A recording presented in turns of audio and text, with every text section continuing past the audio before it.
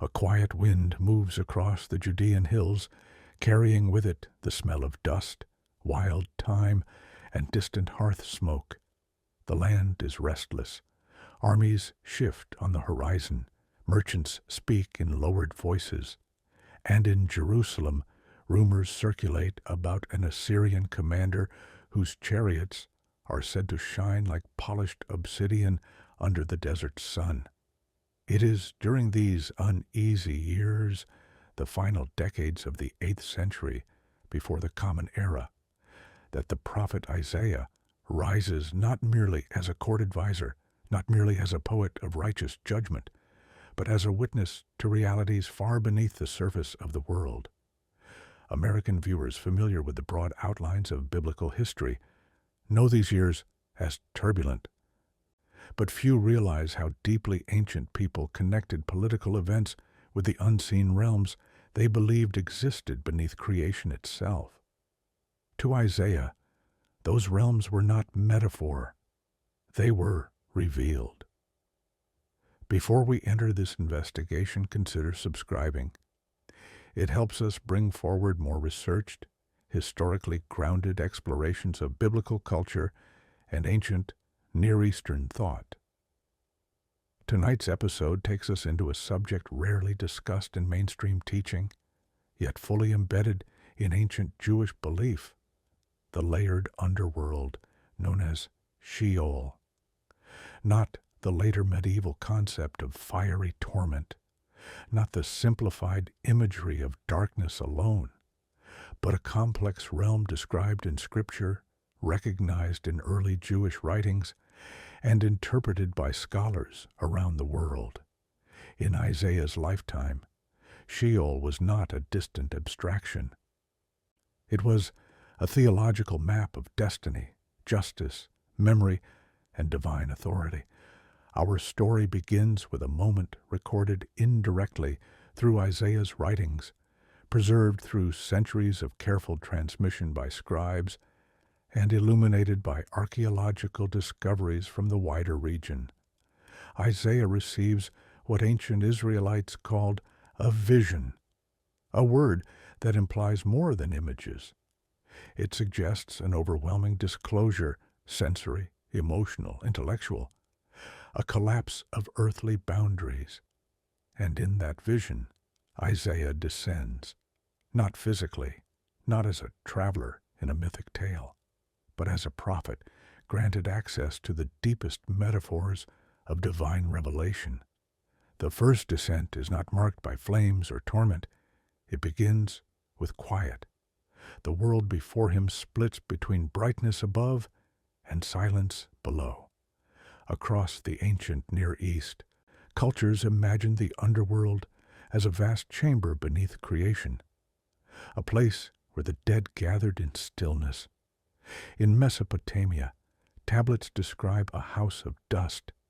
In Ugaritic texts from the northern Levant, the realm beneath the earth is ruled by shadowy powers. But in ancient Israel, the underworld is not ruled by demons or sinister monarchs. It is ruled by the sovereignty of God alone. Sheol is a holding ground, not a throne of evil. This belief sets the stage for what Isaiah witnesses. He stands in what he describes as the depths, a poetic term later echoed by the psalmists. The air is motionless, as though creation itself is holding its breath. No fire burns, no beast moves. Instead, an assembly of the silent dead stretches beyond the limits of vision. They are not tortured. They are not howling. They simply exist, conscious, aware, waiting. This portrayal matches the earliest strata of Jewish thought, long before later developments in apocalyptic literature would expand the imagery. Sheol, in its oldest sense, is a realm where life has ceased, but awareness remains. A place where kings, laborers, warriors, and shepherds lie equal beneath the earth, stripped of power and stripped of vanity. Isaiah's first descent, as reconstructed from his poetry and from ancient interpretive traditions, reveals this foundational layer of the underworld. It is the realm of equality before judgment, where human distinctions collapse. Archaeologists excavating Iron Age tombs in Jerusalem and its surrounding hills have uncovered family chambers carved into limestone, containing multiple generations of ancestors. These burial sites visually echo the biblical concept of being gathered to one's people, and they form the material counterpart to Isaiah's vision, a gathering of the dead side by side, without rank. In this silent assembly, Isaiah perceives something extraordinary, the absence of sovereignty among the dead. The kings of nations do not rule. The generals who once commanded armies do not issue orders. No voice shouts. No throne stands. Sheol levels them all. Yet Isaiah senses more than silence. There is anticipation.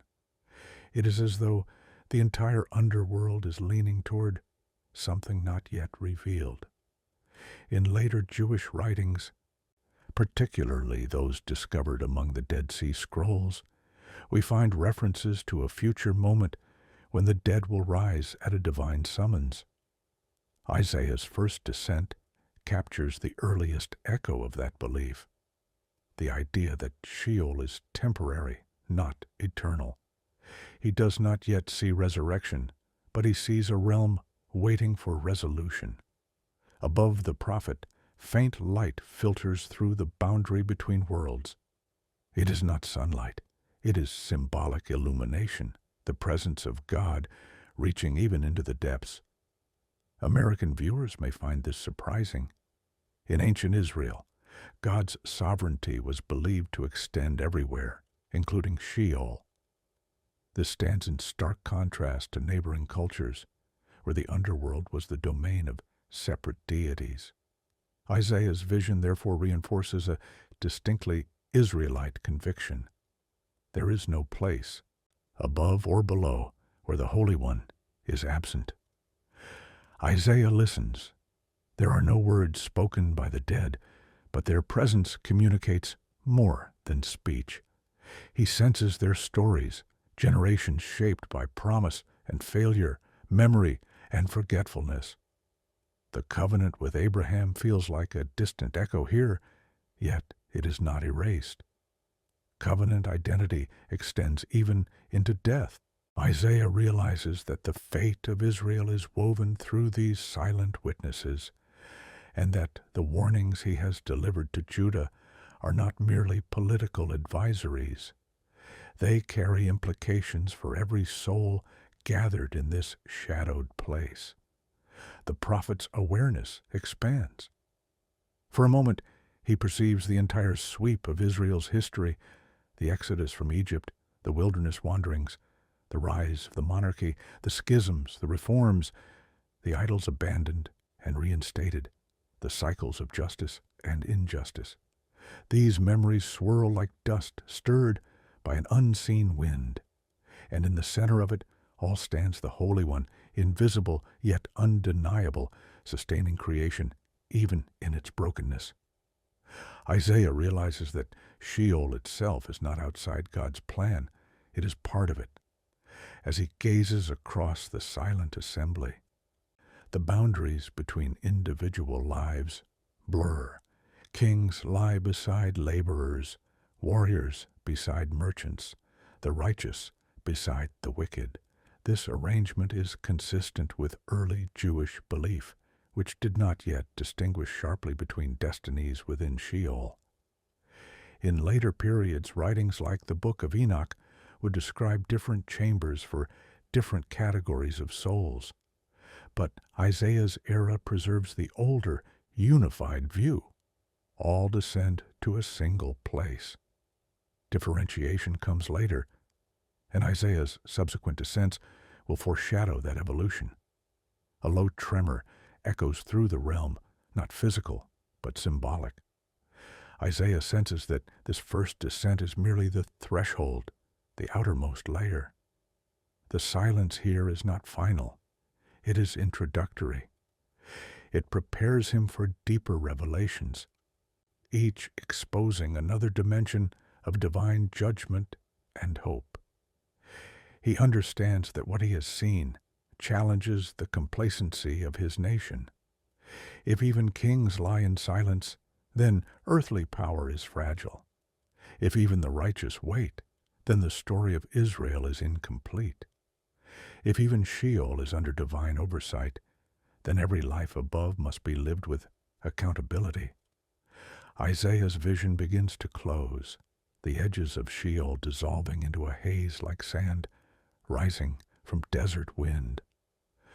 The prophet returns to the world of light, to the stone streets of Jerusalem, to the echo of distant marketplaces and temple chants. But he carries with him a message that will shape his ministry. No realm is beyond the reach of God, and no life escapes the weight of covenant memory. The 7 descents, he now realizes, are not random. They are a divine map of history, justice, and destiny. This is only the beginning. The 2nd descent opens not with silence, but with a subtle vibration beneath Isaiah's feet, a sense that the realm he had glimpsed before was merely the surface of something far more complex. In ancient Jewish thought, Sheol contained depths, layers, chambers, and symbolic thresholds. These were not physical locations as we might picture them, but metaphors expressing divine oversight of history. And now Isaiah is drawn downward again, not by force, but by revelation, as though the boundaries of reality are momentarily thin enough for the prophet to see what lies beneath. This descent is marked by movement. Shadows shift, paths unfurl, the stillness of the first realm dissolves into something more active, a gathering, a murmuring, a stirring of presence without breath. American viewers familiar with Isaiah's writings may recall his haunting proclamation about the fall of arrogant monarchs who descend into Sheol only to be greeted by other kings rising from their thrones of dust. That passage is not poetic exaggeration. It reflects the imagery Isaiah now encounters. The great rulers of nations, once adorned in honor, now reduced to mere shades. He enters a vast hall. Its architecture is not earthly.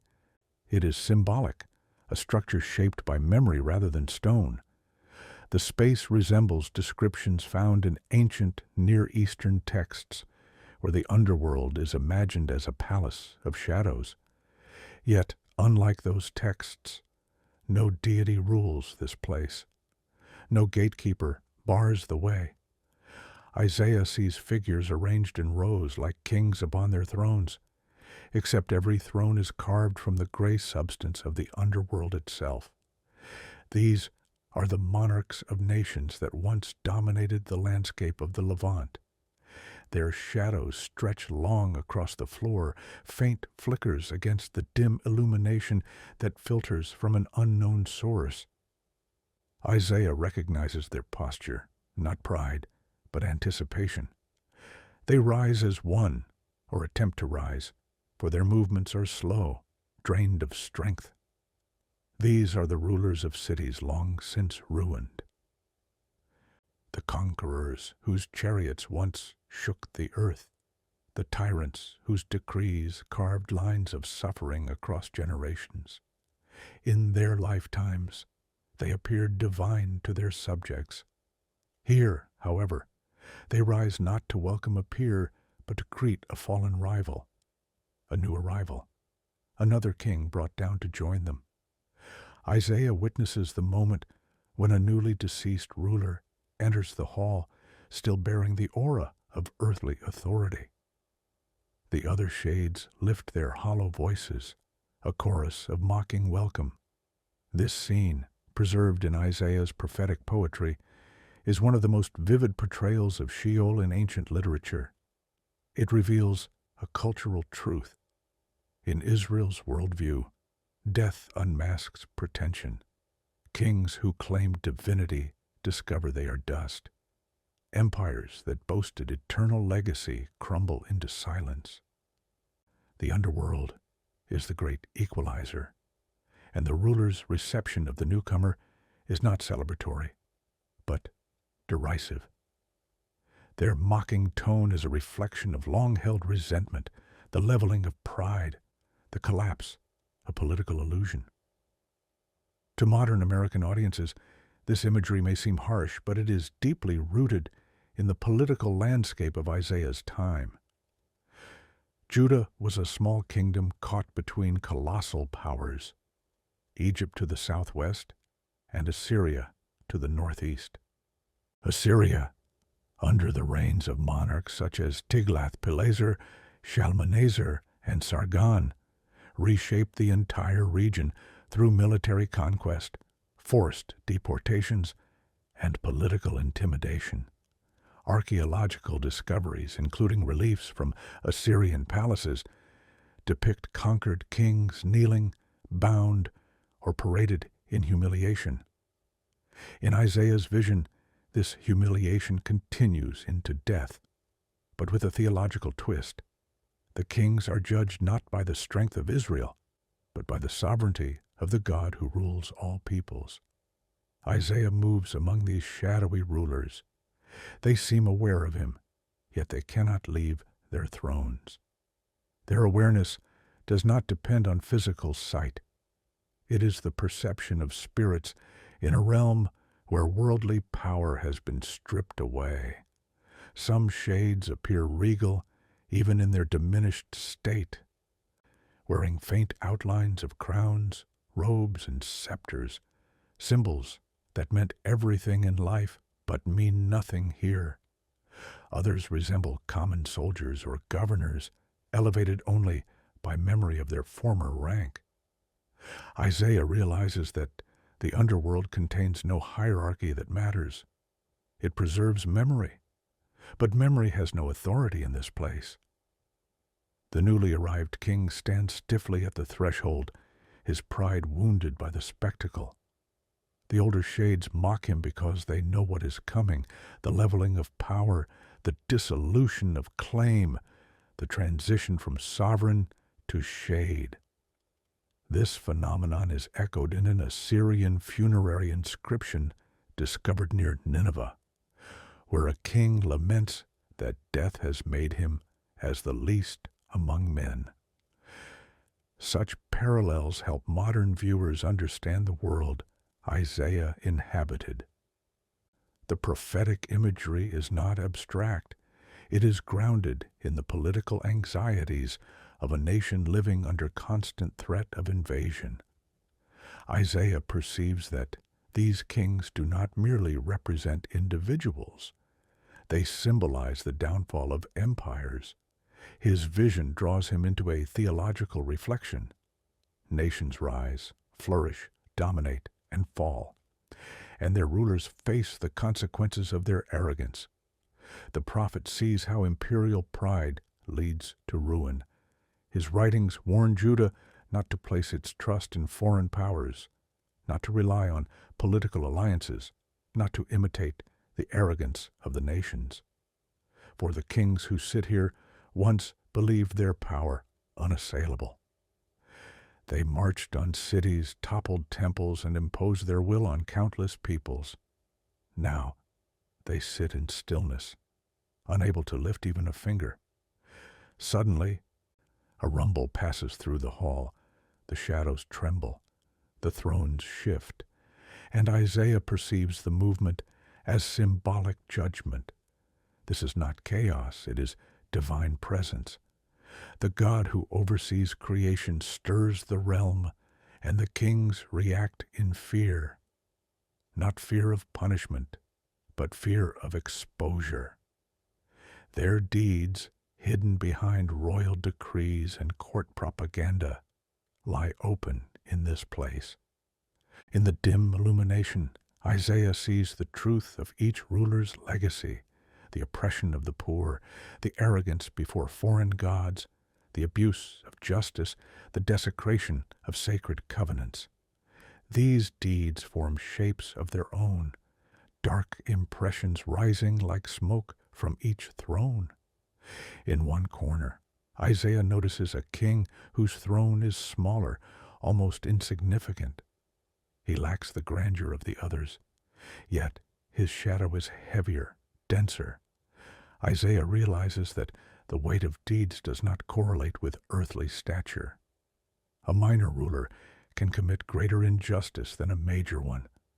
A local tyrant can cause more suffering than a global conqueror. This revelation reflects a theme present throughout the prophet's writings. God judges according to righteousness, not status. The prophet's attention then shifts to a figure seated on a throne that once displayed unmistakable symbols of Assyrian authority. The features are faint, but the bearing is unmistakably proud. This shade attempts to rise when Isaiah approaches, but instead of rising, he trembles. Memories of cruelty, deported populations, slain captives, razed cities cling to him like tattered garments. Isaiah senses both the scale of his ambition and the emptiness of his legacy. Archaeologists have uncovered records of such kings boasting of their victories in inscriptions carved into palace walls. In Sheol, those boasts dissolve into dust. Isaiah realizes that he is not here to judge. He is here to witness, to understand the truth behind divine warnings. The fate of these kings is a cautionary sign to Judah. No alliance can save a nation that abandons righteousness. No treaty can shield a people who place their trust in power rather than justice. Isaiah sees how the leaders of his own nation are tempted by the allure of political security through foreign alliances. But the vision teaches him that such alliances are empty. The greatest empires end in Sheol, and their kings sit in silence. The mocking chorus rises again as the newly arrived king finally succumbs to his fate. He steps toward an empty throne, one that seems carved specifically for him.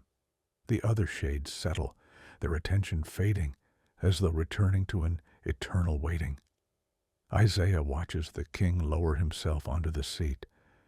The moment he does, the aura of authority evaporates. The crown dissolves. The robe fades. He becomes as the others, a shadow among shadows. Yet something remains. Memory. Isaiah senses that each throne is tied to the legacy of a ruler, not the ruler himself. The throne is an emblem of consequences, a repository for the weight of actions. This concept resonates with ancient Israel's understanding of corporate responsibility. The idea that leaders bear unique accountability for the fate of their people. Isaiah perceives that every unjust decree, every act of idolatry, every exploitation of the vulnerable is etched into the throne itself. And though the rulers sit in silence, the thrones speak through their presence. Isaiah steps back. The hall dims, the thrones recede into shadow, and the prophet understands that he has witnessed a truth about human authority rarely acknowledged in his world. Earthly power is temporary, fragile, and morally evaluated. The second descent has revealed the collapse of imperial pride, the exposure of arrogance, and the leveling of nations before divine judgment. The vision begins to close. The hall flickers like the final glow of a dying ember. Isaiah feels the pull of the world above, the streets of Jerusalem, the murmur of the marketplace, the tension of political debate. But he also carries a message he knows must be spoken. The kings of the earth rise and fall, but justice stands firm. No ruler is beyond accountability. Every throne crumbles in Sheol. The descent ends. The prophet returns to the surface with a weight of understanding heavier than before. He knows that the next revelations will go deeper still. Past pride, past power, into the heart of covenant identity and the boundary between life and death. Isaiah's third descent does not come with warning. It begins in the quiet moments after he has returned to Jerusalem, perhaps during evening prayer, perhaps during restless contemplation as the city settles into night. The torches along the walls burn low, merchants pack their goods, priests finish their final duties in the temple courtyards. Somewhere in the city, a mother hushes a crying child. Somewhere else, an elderly man draws water from a cistern built generations earlier. Life continues, yet Isaiah feels a pulling, a thinning of the veil between seen and unseen. The visions are not a burden he summoned. They are a burden placed upon him.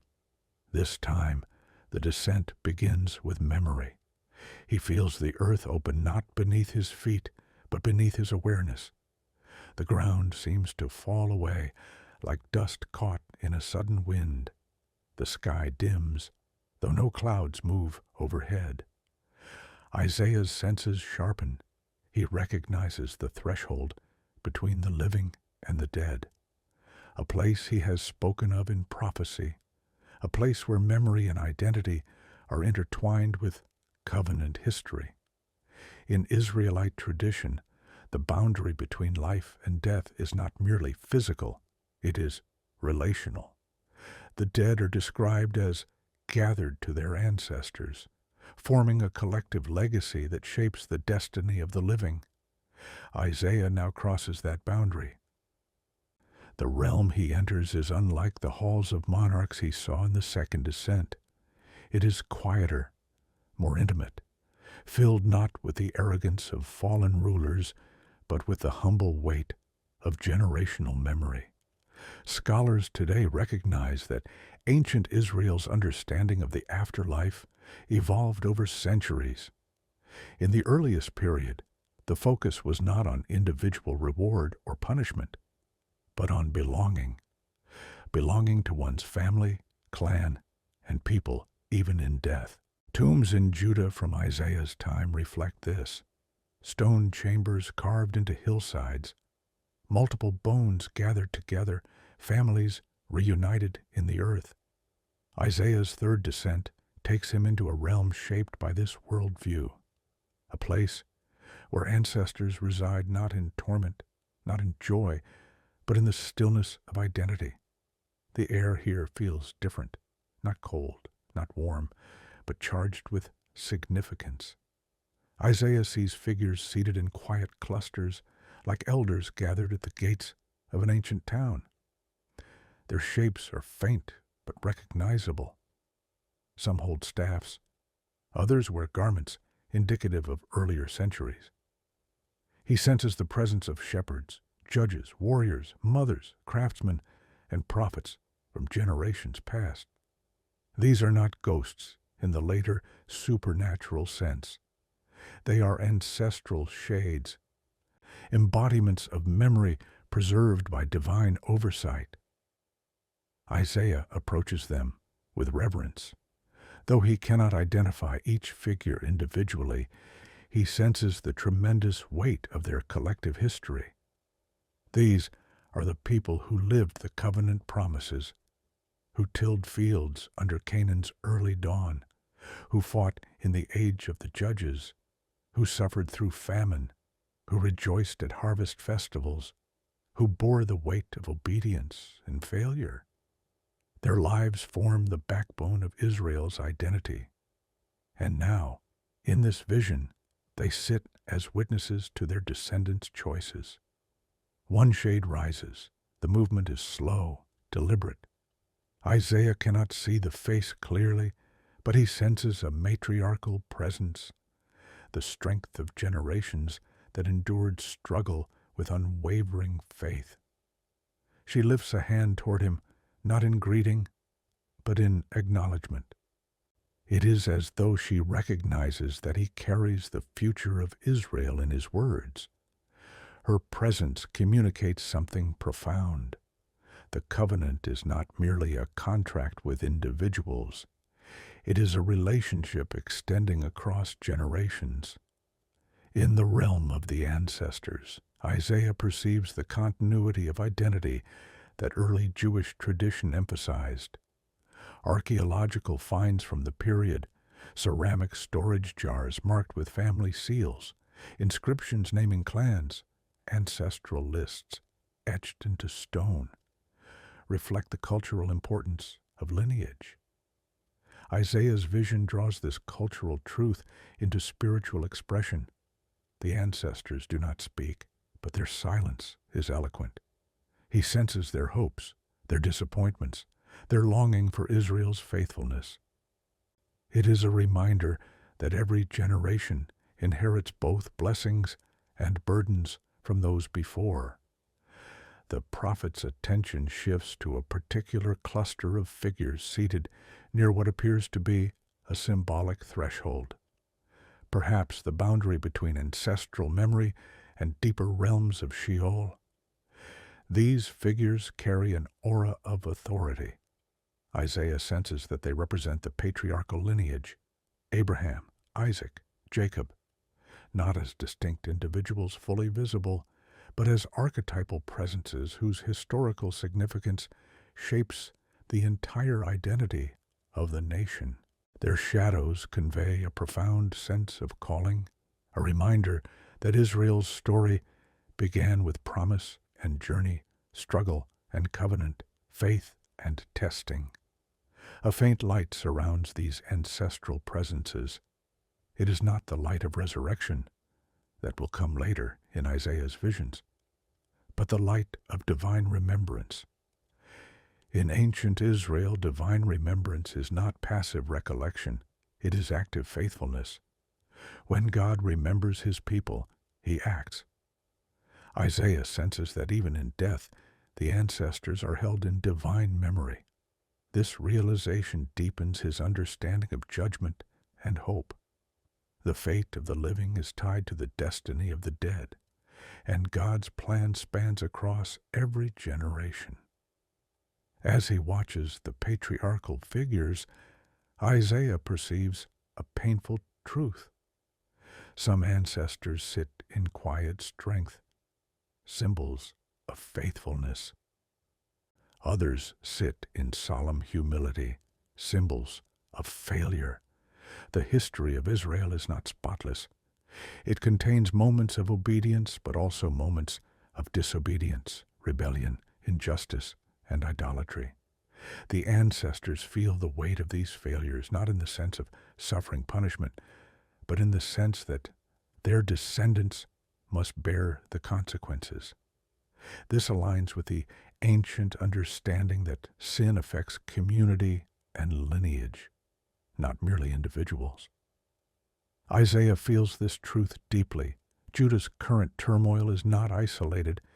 It is intertwined with centuries of covenant struggle. Then he sees something new. A young shade seated alone near the edge of the ancestral gathering. This figure does not possess the aged dignity of the elders, nor the solemn authority of patriarchal presences. Instead, he carries a sense of unrealized potential. Isaiah senses that this shade represents the children who died young throughout Israel's history. Their presence is not sorrowful, but sacred. They remind the prophet that every life, however short, contributes to the tapestry of the covenant people. In an era when infant mortality was high, this aspect of Isaiah's vision offers a glimpse into how ancient Israelites perceived the fate of lost children. They were not forgotten, they belonged. The atmosphere shifts. Isaiah feels a movement like a distant approach, not of a person, but of a revelation. A presence emerges in the far distance, soft yet overwhelming. It is not one of the shades. It is not an ancestor. It is something greater. the prophet senses the nearness of divine wisdom, as though the Holy One himself is revealing the meaning of the ancestral realm.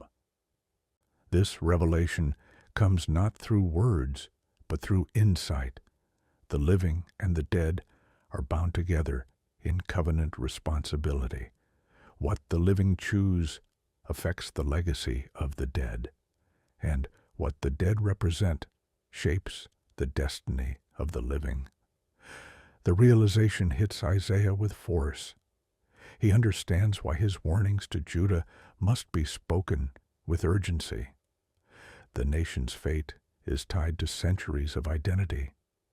If Judah falls, it is not only the living who suffer, it is the entire lineage, the hopes and prayers of generations resting in the balance. This concept resonates with early Jewish interpretations preserved later in writings from Qumran, where community identity is portrayed as a long chain extending back to ancestors and forward to future generations. Isaiah's vision forms an early expression of this theology. The prophet steps closer to the gathered ancestors. Their presence intensifies. He senses that they know him, not personally, but intimately, as one who carries forward their purpose. He realizes that his calling is not simply to warn Judah about political threats. It is to remind them of who they are. The covenant identity of Israel is rooted not in territory or kingship, but in the relationship between God and his people, established through the ancestors whose shades now sit before him. One figure moves differently from the others. The shade is thin, worn, marked by hardship. Isaiah senses that this represents a generation that endured famine or exile, perhaps the groups that suffered during the chaotic period between the judges and monarchy. Their shadow seems to carry the memory of hunger, displacement, and fear. Yet they sit upright, their posture reflecting resilience. This presence teaches Isaiah that suffering, when endured with faith, becomes part of the nation's strength. Judah must remember this if it hopes to survive the trials ahead. As Isaiah walks among the ancestors, he notices that their arrangement is not random. Those farther from the center carry the memory of generations that drifted into idolatry or neglect. They do not suffer visibly, but their distance reflects the spiritual distance they maintained in life. Those closer to the center represent faithfulness, perseverance, obedience. The arrangement forms a pattern, a living commentary on Israel's history. It illustrates the cyclical nature of devotion and rebellion, renewal and decline. Isaiah stops before a cluster of shades who appear to represent the early judges, deliverers raised by God to rescue Israel from oppression. Their shadows flicker slightly, as though marked by the intensity of their calling. Isaiah senses their courage and their burden. Some were faithful, others faltered. Yet all played crucial roles in preserving Israel's identity during turbulent times. Their presence reminds the prophet that leadership carries tremendous responsibility, a message Isaiah will later apply to the kings of Judah. As he observes the judges, Isaiah perceives a deeper truth about leadership. It reflects the character of the people. The ancestors embody this truth. Their strengths and weaknesses shape the nation. Isaiah understands that he must call Judah not only to trust in God, but also to embrace righteous leadership. His prophetic mission becomes clearer. He is not merely predicting events. He is calling the people to remember who they are through the lens of their history. Then comes a moment of profound revelation. Isaiah sees a faint shimmer rising from the ancestral gathering, a kind of symbolic thread connecting each shade. It is covenant continuity, the invisible bond tying Israel's past to its future. The prophet realizes that this bond cannot be broken by death. The dead are not lost. Their memory lives in the covenant, and their destiny is tied to the future resurrection Isaiah will later foresee. This insight anticipates later Jewish beliefs about the restoration of the righteous, beliefs that would shape centuries of theological reflection. The vision begins to shift. The ancestral realm dims, and Isaiah feels a gentle pull upward. But before he leaves, he senses the collective presence of the ancestors rising, not physically, but in silent acknowledgement. It is a gesture of trust, trust that he will deliver the message they can no longer speak, trust that he will warn Judah, guide them, and call them back to covenant faithfulness. Trust that he will stand between the living and the dead as a witness. The realm fades. The torches of Jerusalem come back into view. The city is still, unaware that its future has just pressed its weight upon a single prophet's shoulders. Isaiah breathes deeply, carrying with him the memory of the ancestors, their faith, their failures, their hope. The third descent has revealed the boundary between past and present. The next will reveal the boundary between earth and heaven. Isaiah's fourth descent does not move downward at all. It moves upward. This is the paradox that would later fascinate scholars across Jewish and Christian traditions. Isaiah's journey into the underworld does not merely reveal what lies beneath humanity. It reveals what stands above humanity. The prophet now learns that the realms of life, death, and judgment are not isolated layers. They are one system, overseen by the same divine sovereignty. If Sheol exposes the truth of humanity, the heavens expose the truth of spiritual authority. The moment begins as Isaiah contemplates the visions he has already received. The sun has long set over Jerusalem. The torches of the city flicker like small islands of light in a sea of deepening shadow. Isaiah sits alone, perhaps on a rooftop, perhaps in a quiet courtyard near the temple. The air is cool. The city is quiet. And yet, something presses down upon his spirit, not in oppression, but in invitation. A realm above calls to him, and the boundary between earth and heaven begins to thin. Isaiah feels himself lifted, not physically, not in a manner that defies the laws of nature, but lifted in awareness, pulled into a realm he has described before in poetry and prophecy, the court of the heavenly host.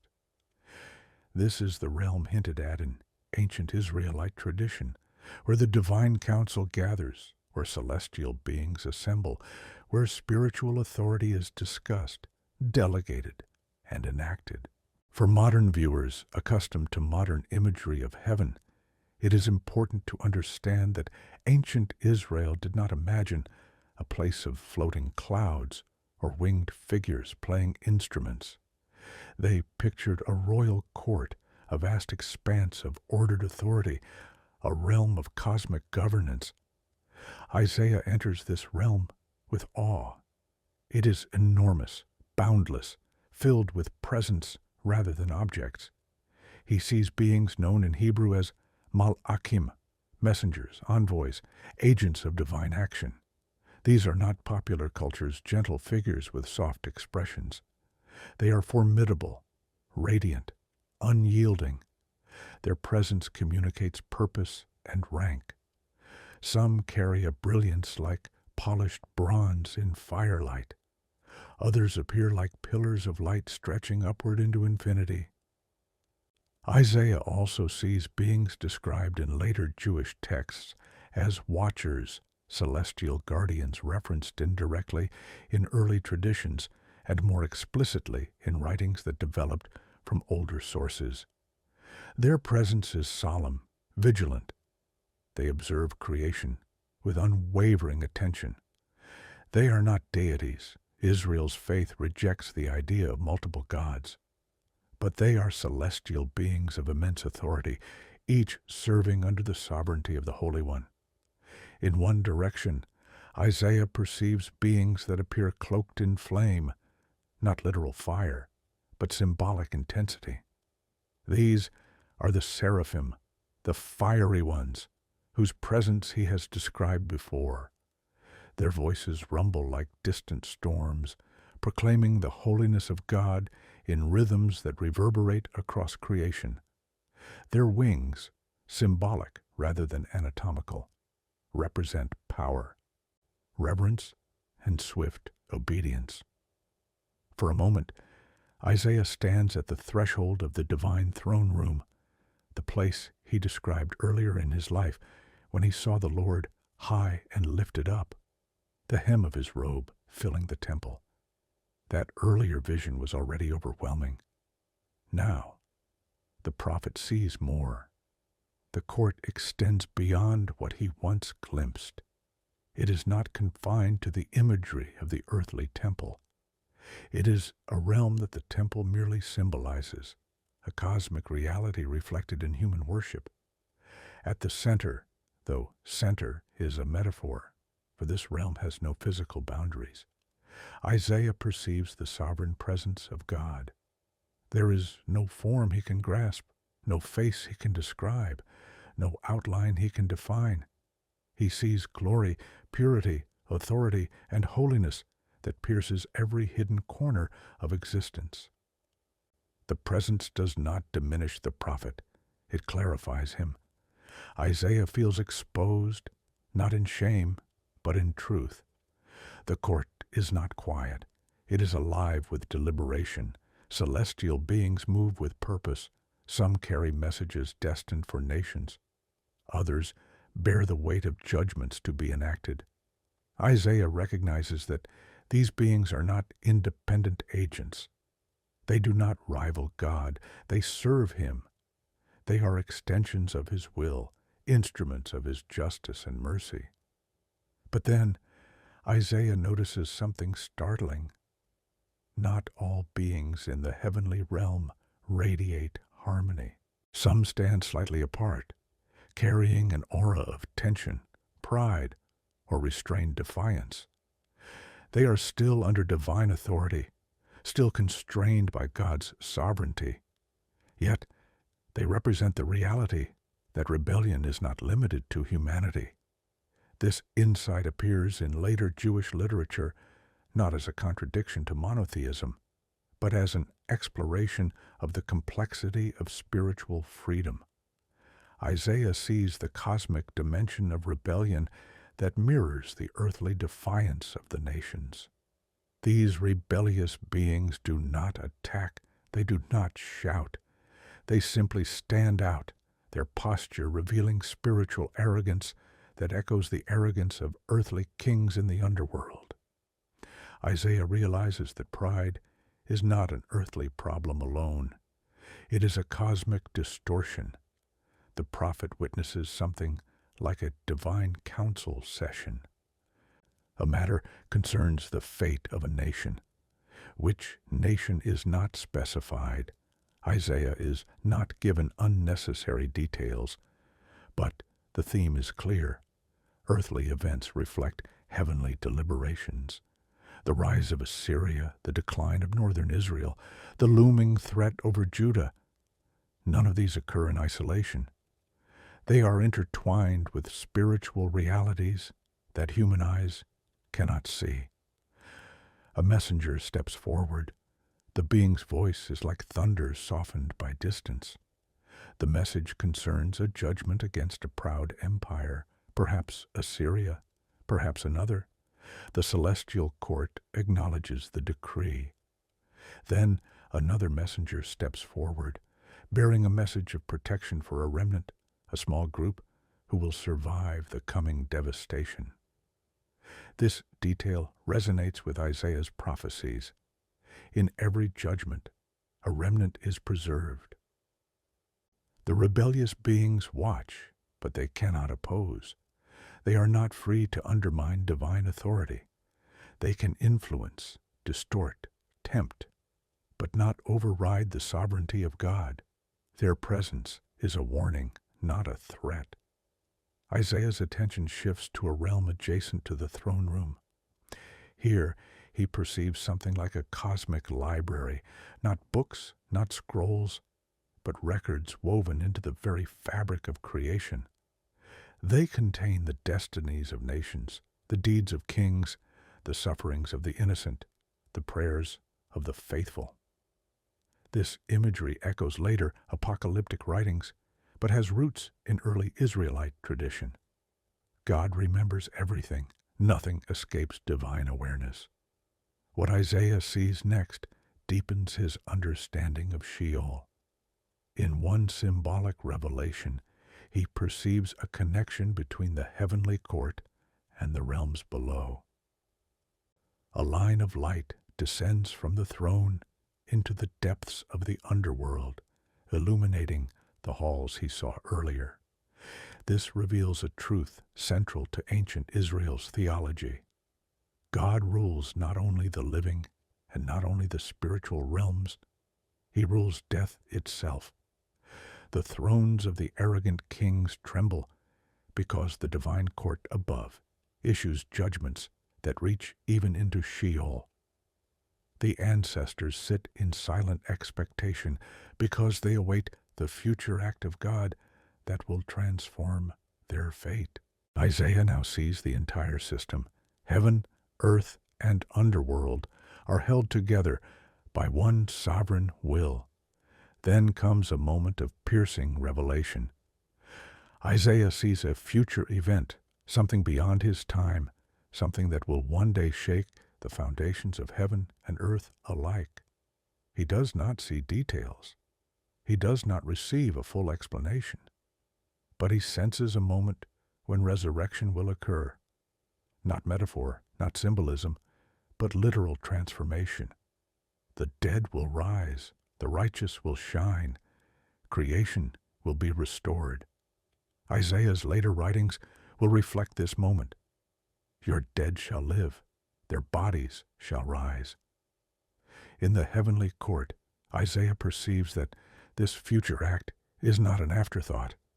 It is embedded in divine intention from the beginning. The covenant with Abraham leads to it. The suffering of generations anticipates it. The prophets prepare the way for it. And the heavenly host stands ready to enact it when the time comes. Isaiah feels the weight of this revelation. It is too great for him to bear alone, yet he must. His mission is no longer merely to warn Judah of political danger. It is to reveal the cosmic framework of judgment and hope. He sees that the downfall of nations is not random. The suffering of the righteous is not forgotten. The pride of rulers is not ignored. Everything fits within a divine pattern that stretches beyond human history. The celestial beings turn toward Isaiah. Their attention is overwhelming, not hostile, not confrontational, but immense. Their gaze communicates recognition. Isaiah is the chosen witness of these realities. He will speak what he has seen, though his audience may resist. He will deliver warnings that kings will reject. He will proclaim hope that generations will cling to. The realm begins to fade. The brilliance dims. The voices of the seraphim recede into the distance. Isaiah feels himself descending, not into darkness, not into Sheol, but back into the world of stone streets and human struggle. Jerusalem's torches appear again. The night air returns. But the prophet has changed. He has glimpsed the cosmic court, the spiritual hierarchy, the rebellion and obedience above. He now understands that every earthly event echoes a heavenly reality. Isaiah breathes deeply. He knows the next descent will reveal something even more unsettling. The fate of nations who place their trust not in God, but in idols. Isaiah's fifth descent begins with a trembling beneath the spiritual landscape, not the trembling of fear or chaos, but the trembling of exposure. The prophet senses that another realm is opening before him, one not rooted in ancestral memory or imperial pride, but in the collapse of false worship. In the world above, the people of Judah still burn incense on high places, still turn to carved images for comfort, still whisper the names of foreign gods in hopes of prosperity. Despite Isaiah's warnings, idolatry persists. And now, in this vision, Isaiah is shown the final destiny of those gods, not as living beings, not as deities with power, but as broken symbols of human error. The descent begins with a dim corridor stretching downward like a fissure in the fabric of creation. The air grows heavy, not oppressive, but significant. The prophet descends not into silence nor into halls of kings, but into a realm where the spiritual weight of misplaced devotion is revealed. In ancient Israel, idols were not abstract ideas.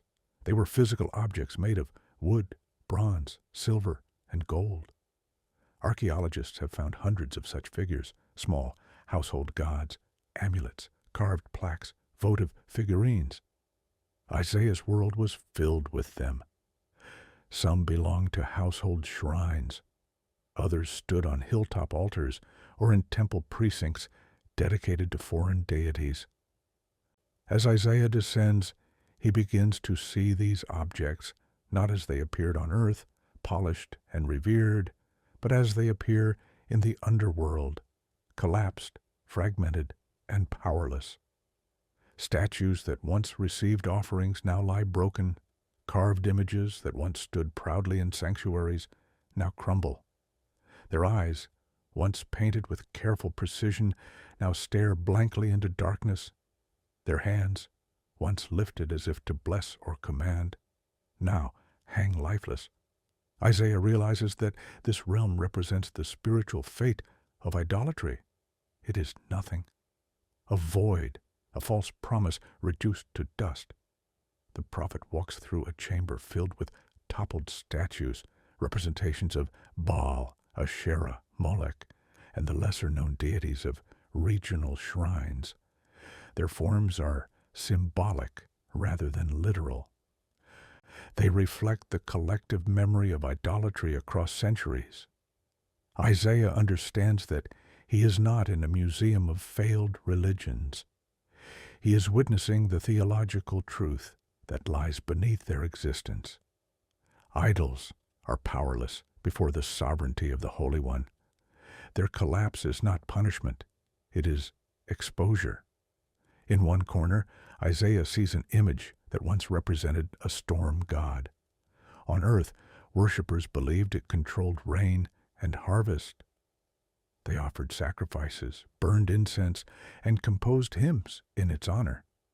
Archaeological inscriptions from Ugarit echo this belief, describing storm gods riding clouds and wielding lightning. But here, in the underworld, the figure is shattered. Its limbs lie scattered. The lightning symbol engraved on its chest is dim. Isaiah senses that every false claim made in the name of this god has been stripped away.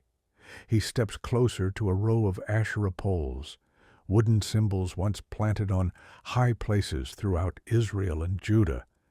These poles, sometimes carved and sometimes plain, represented fertility and blessing in the minds of their worshippers.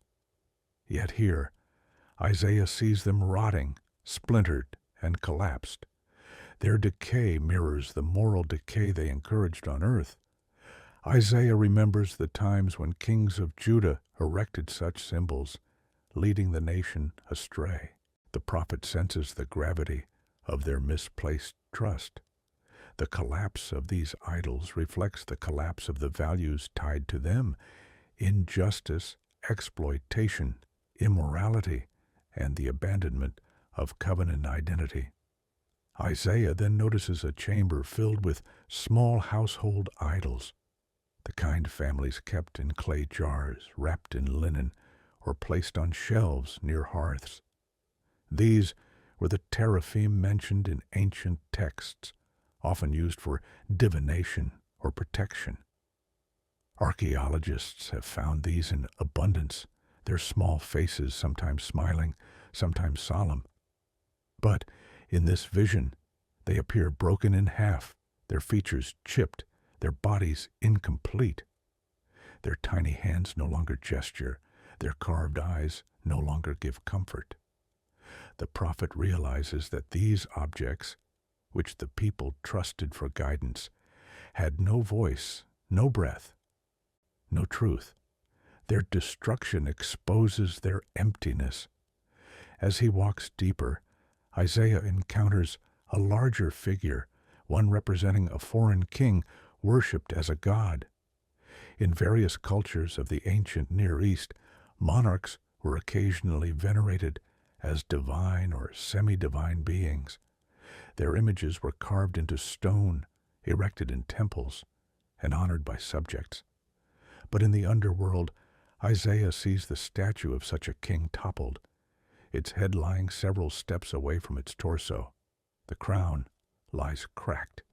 The royal insignia is faded. The message is unmistakable. Earthly rulers who claim divine status share the same fate as idols. Isaiah's attention then shifts to a symbolic furnace in the center of the chamber. It is not filled with fire, but with ash, the ash of offerings burned before false gods.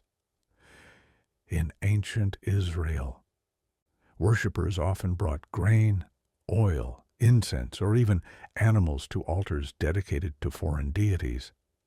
The smoke rose into the sky, carrying prayers that would never be heard.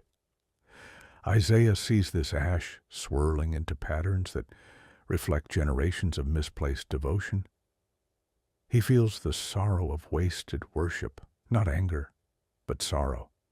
These offerings represented the hopes and fears of people searching for meaning, yet placing their trust in lifeless objects. A distant rumble echoes through the chamber. The idols tremble. Dust falls. Isaiah senses a presence approaching, not a divine being, not a messenger, but the revelation of God's judgment upon idolatry. This judgment is not violent. It is transformative. The idols begin to collapse further, their forms dissolving into fragments. The prophet realizes that this destruction symbolizes the truth that God has proclaimed repeatedly. Idols cannot save, they cannot deliver, they cannot guide. They are the creations of human hands, shaped by imagination, sustained by fear, and destined for nothingness. Isaiah turns and sees a symbolic altar standing alone. Its surface is cracked. Dried weeds grow around its base. This altar represents the high places where Judah once offered sacrifices contrary to God's command. The prophet has condemned these places countless times. Here, he sees their spiritual counterpart, a barren altar, devoid of life, surrounded by shadows. It is the perfect image of spiritual futility. Isaiah feels the weight of divine grief. Grief not over the objects themselves, but over the people who trusted them. As the chamber darkens, Isaiah perceives forms emerging from a deeper level of the underworld. These forms are not spirits. They are the shadows of nations that place their trust in idols. These nations rise like faint silhouettes. Their presence reflects the trajectory of their history.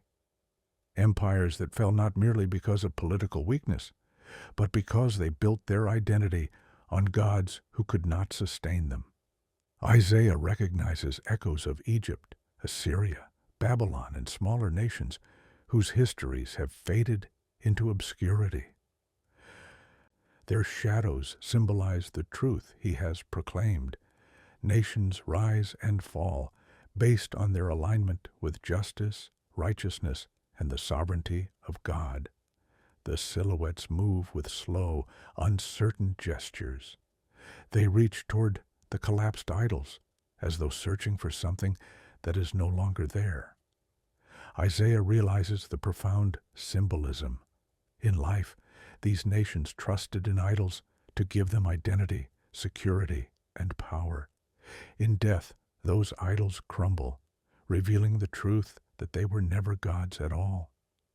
The nations are left with nothing, no guidance, no protection, no future in this realm.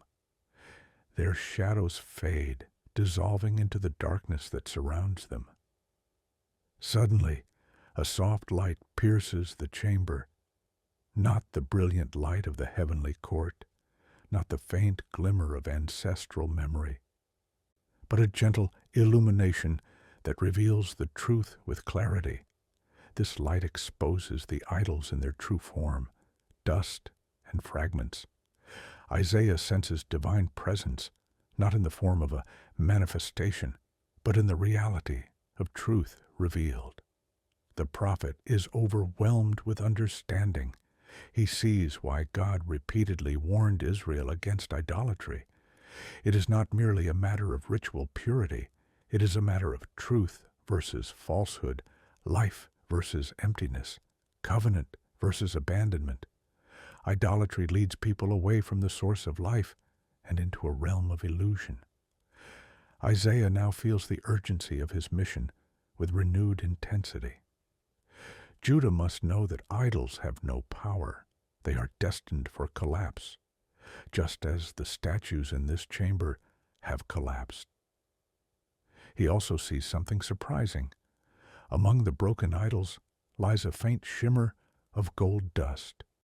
Isaiah realizes that even the most precious materials used to create idols return to dust. Their value is temporary.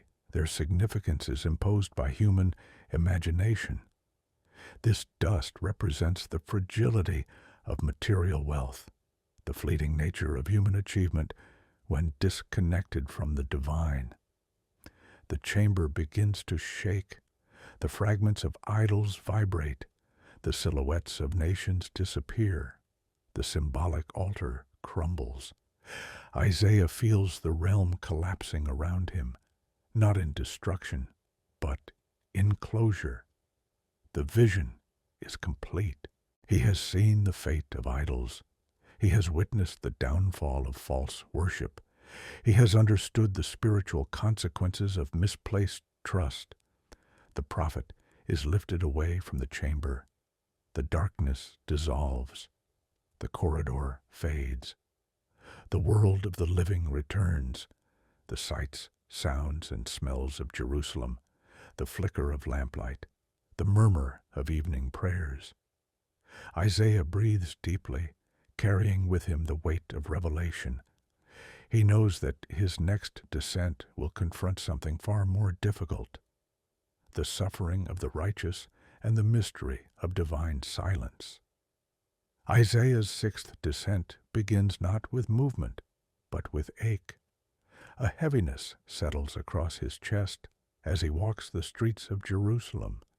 The city noises blur, merchants calling out prices, sandals scuffing over stone, distant hammering from the workshops near the market. None of it reaches him clearly. A veil seems drawn between his senses and the world around him. Something presses at the edges of his vision, something unseen yet undeniable. It is not the pull of judgment nor the chill of ancestral memory.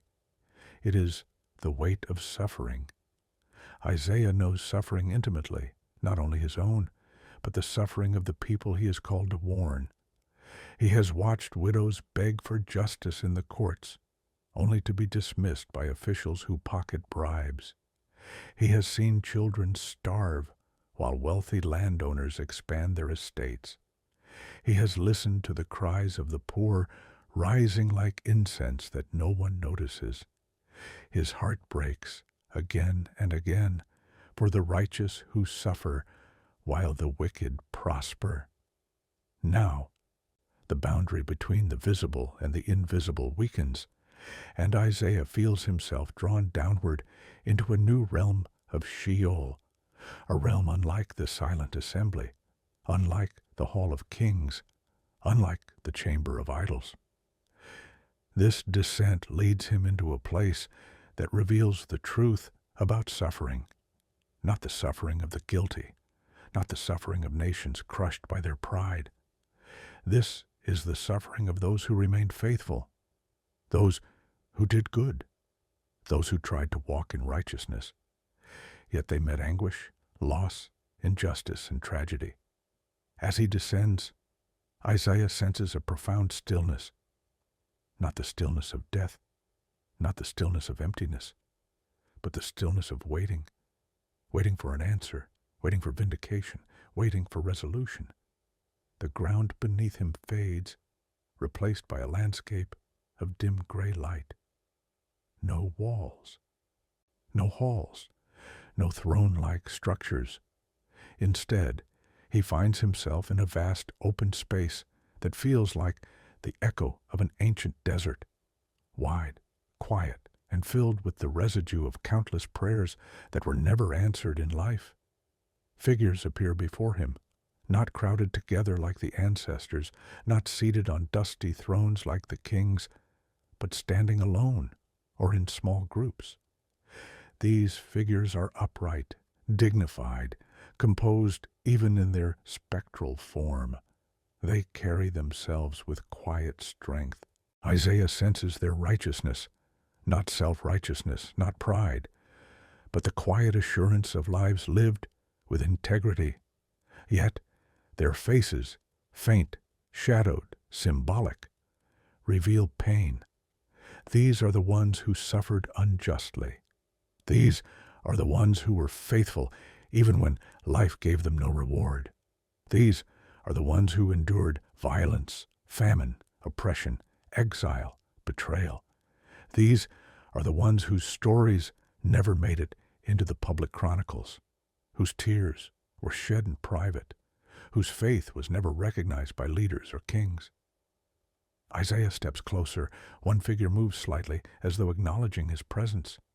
He cannot see facial features, but he senses the story carried in its posture. This shade represents a farmer from generations earlier, a man who labored with honesty, who honored the covenant, yet watched his land seized by a corrupt official. Archaeological documents from the era, including complaint tablets found in the broader Near Eastern region, echo these injustices. In life, the farmer had no recourse, no justice, no voice. Now he stands in the underworld, not in torment, not in rage, but in silence. Another figure, a woman, stands holding the faint outline of a child. Isaiah senses her story. She represents countless mothers who lost children to illness, famine, or violence. In a world where medicine was scarce, where war swept through villages without warning, where children could die in a single night from fever, such women were common. Yet many held their faith with fierce devotion. This woman, like thousands before and after her, carried grief into Sheol, but her presence is not broken. It is steady. She stands as one who endured suffering with dignity, whose love was stronger than loss.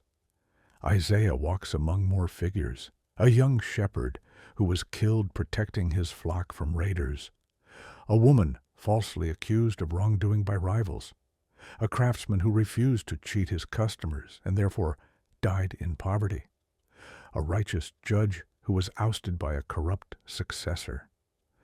Their stories echo in the prophet's mind, forming a chorus of unspoken lament. This realm is filled with righteous suffering, but not despair. The prophet notices something fascinating. Unlike the other realms, this one carries a faint breeze. It is gentle, cool, and barely perceptible, but it suggests movement, possibility, hope. Isaiah senses that this realm is not final. These shades do not sit in resignation. They stand in expectation. Then Isaiah realizes the truth. This is the realm where divine silence is felt most deeply. The suffering righteous are not condemned nor forgotten. They wait. They wait for God to act. They wait for a resolution promised, but not yet fulfilled. And their waiting is a testimony, not to weakness, but to the depth of their faith. The prophet feels overwhelmed. He knows these people. He has met them in the markets, in the fields, in the alleys of Jerusalem. Not literally these individuals, but their counterparts in his own generation. He has seen their quiet endurance. He has wept over their hardship. Now he sees their spiritual reality. The silence here is unsettling. It is not empty. It is full of prayers, hopes, and unanswered questions. Isaiah begins to sense those questions rising like distant echoes. Why did we suffer for doing right? Why did injustice triumph? Why did God not intervene? Why did the righteous perish while the wicked prospered? These questions echo through the realm, yet no voice answers. Not because God is absent, but because the moment of answer has not yet arrived. In this silence, Isaiah learns a profound truth. Divine silence is not divine abandonment. It is divine patience. It is divine preparation. It is divine timing. The prophet feels a presence approaching, not the overwhelming glory of the heavenly court, not the symbolic illumination of the idol's collapse, but something gentler, something like comfort, compassion, hope. It is not a figure. It is not a voice. It is not a manifestation. It is understanding. Isaiah knows that the Holy One is aware of every tear, every suffering, every injustice. The silence of this realm is not neglect. It is the silence before vindication. The prophet recalls fragments of earlier revelation, the promise that one day God will wipe away every tear, that the righteous will shine, that suffering will end. These themes appear later in the writings attributed to his voice, shaping the future of Jewish and Christian eschatology. Now, in the underworld, he sees the spiritual foundation of that hope. He realizes that the suffering of the righteous is part of a larger divine story, one that will culminate in resurrection. Then something extraordinary happens. A faint pulse of light spreads across the realm. It moves like dawn breaking over a distant horizon. The shades of the righteous lift their heads. Their posture changes. Some step forward. Others raise their hands. The light does not fully illuminate the realm, but it reveals something essential. These souls are not abandoned. They are waiting for a future act of God. Isaiah senses that this is the moment when suffering and hope collide. The light represents God's promise, the promise that one day the righteous will be restored, that justice will be served, that the world will be made right. For the first time in this descent, Isaiah feels peace, not the calm of resolution, but the calm of assurance. He understands that the suffering of the righteous is not forgotten. It is stored, remembered, treasured, and one day it will be answered. The prophet falls to his knees, not in despair, not in exhaustion, but in awe of the quiet strength embodied in this realm. These souls waited through pain. They believed without reward. They trusted without seeing. Their faith becomes a vision of its own, a light in the darkness beneath the earth. Isaiah rises. The realm begins to fade. The silence remains, but it is now filled with hope. He returns to Jerusalem changed. He knows that the next descent will bring him to the threshold of ultimate judgment, a vision of resurrection itself. Isaiah's seventh descent does not feel like a descent at all. It feels like pressure building, like the world itself holding its breath. The air above Jerusalem grows heavy. The sky takes on a hue that Isaiah cannot describe with earthly colors, something between gold and iron, brilliance and shadow. Even the sound of footsteps on the stone street seems muted, as though creation itself waits for a revelation that transcends every realm Isaiah has witnessed so far. He feels the pull again, that familiar thinning of the veil. But this time, the sensation is overwhelming. It draws him not downward into shadow, nor upward into celestial brilliance, but forward into a boundary that separates the present world from its future destiny. Isaiah tries to steady himself, gripping the edge of a stone wall near the temple. The wall feels solid, but his body does not. His surroundings blur. The scent of incense drifts away. The murmur of worshippers fades. His vision expands, then contracts, then expands again until the city dissolves entirely. He stands at the threshold of something vast. A plain stretches before him, neither earth nor Sheol nor heaven. It is a realm of waiting, a realm of preparation, a realm where time feels suspended, yet full of movement beneath the surface. The ground is firm, yet it pulses faintly, like a heartbeat deep within the soil. The air is still, yet charged with power. The horizon glows with a faint, undying dawn that never fully rises and never fully fades. Isaiah realizes he is standing before the gate of awakening, a symbolic threshold between death as it now is and life as it will one day become. This realm is filled with figures, millions, generations, a great multitude. But they are not active, not speaking, not suffering, not wandering. They are lying down, as though sleeping across the vast plain, waiting for a sound that has not yet been uttered. Their forms are faint, spiritual, symbolic, but Isaiah senses their identities.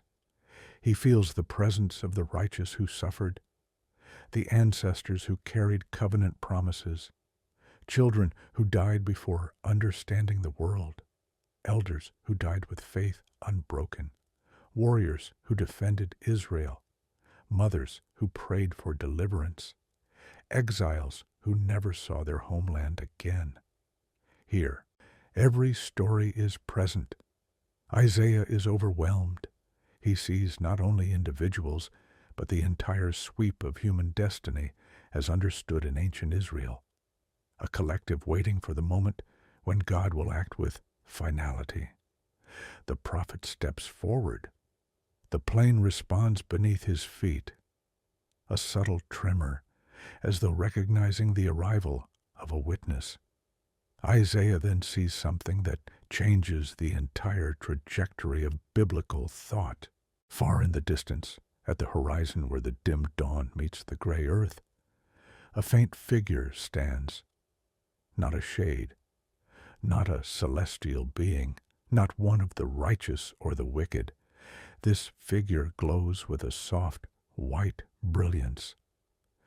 Isaiah cannot see its face, but he knows instinctively that this figure represents the divine herald, the one who will one day call the dead to rise. In later Jewish literature, this herald is portrayed in symbolic terms, sometimes as an archangel, sometimes as a heavenly messenger, sometimes simply as the voice of God. Isaiah does not need a name. He understands the role. He watches as the herald lifts a hand. The plain responds, the tremor intensifies. The millions of silent sleepers stir. A pulse moves through the realm, a wave like wind across a field of tall grass. Except this is not wind.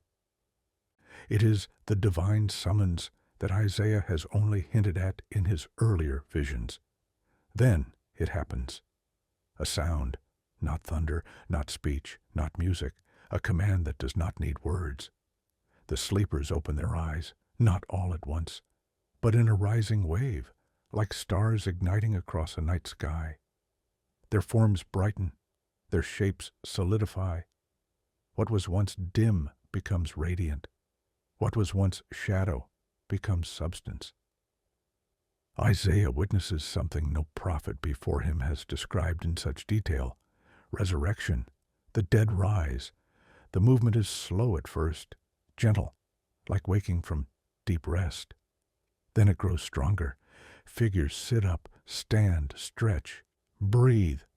The plain fills with light emanating from the people themselves, not borrowed light, not reflected light, but intrinsic light granted by the divine act of restoration.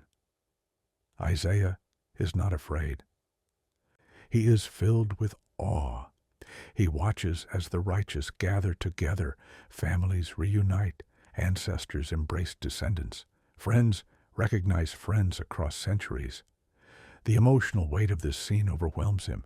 He sees joy that the world has never known, joy built not on momentary happiness, but on the restoration of everything lost.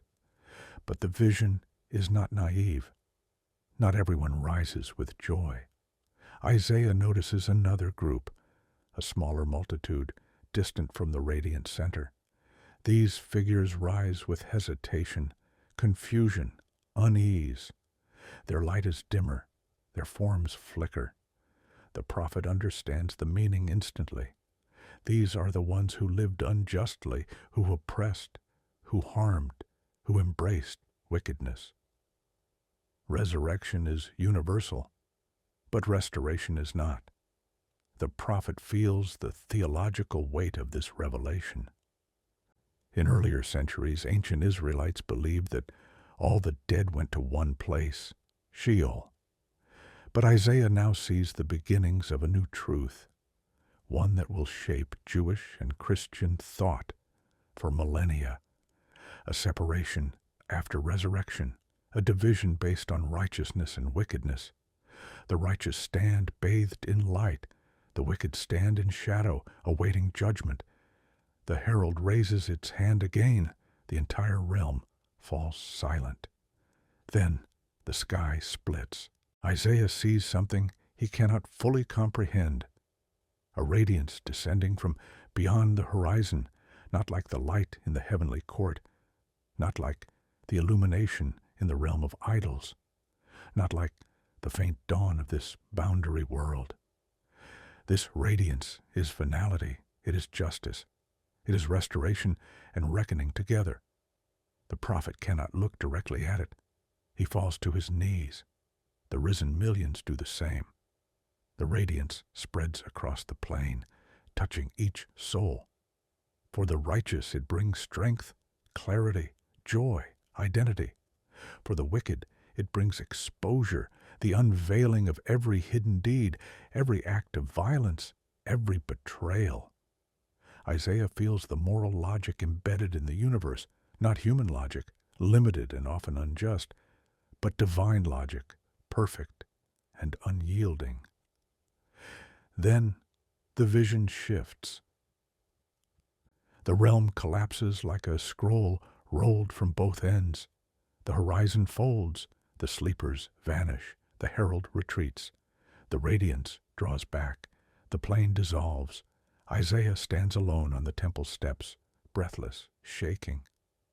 The night above Jerusalem feels impossibly small compared to the realm he just witnessed.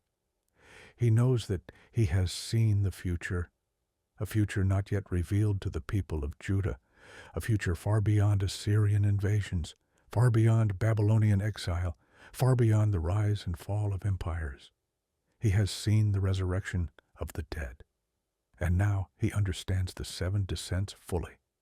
Sheol is not the end. Judgment is not the end. Silence is not the end. Suffering is not the end. Death itself is not the end. The next chapters of his mission will interpret this revelation for Judah's present. But first, the visions must return him to the world above. Isaiah returns from the 7th descent, trembling, not in fear, but in awe. His breath comes in sharp bursts, as though the air of Jerusalem is too small, too thin, too ordinary after the immensity of what he has seen. The stone beneath his feet feels fragile. The torches along the temple walls flicker gently, unaware that their small flames pale in comparison to the radiance that had just flooded his vision. The marketplace murmurs in the distance. Life continues, merchants bartering, families eating, guards patrolling the gates. And yet, Isaiah feels as though he has stepped into a world that no longer looks the same. He walks slowly, his thoughts racing. Everything he has witnessed, the silent assembly, the arrogant kings, the ancestors awaiting remembrance, the cosmic court, the collapse of idols, the suffering of the righteous, and finally the resurrection, forms a single tapestry, a divine pattern, an unbroken sequence of revelation that links heaven, earth, and underworld into one coherent reality. This is the moment the prophet begins to interpret it, not in a scroll, not in a sermon, not in a dramatic proclamation, but in the interior landscape of his mind as he stands alone beneath the darkening sky of Jerusalem. Isaiah leans against a pillar near the temple courtyard. His fingers trace the cool grooves carved into the stone. These grooves have been worn by decades of worshippers passing through the sacred precinct. They feel solid, grounded, tangible. Yet Isaiah knows the stability of stone is an illusion. Empires rise and fall. Kingdoms crumble.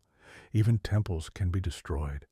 Only one reality stands firm across all realms, the sovereignty of the Holy One. He lifts his gaze toward the mountains surrounding Jerusalem. Their silhouettes cut sharp lines against the early night. For centuries, the people of Judah believed these mountains offered protection. But Isaiah now sees them differently. They are not barriers.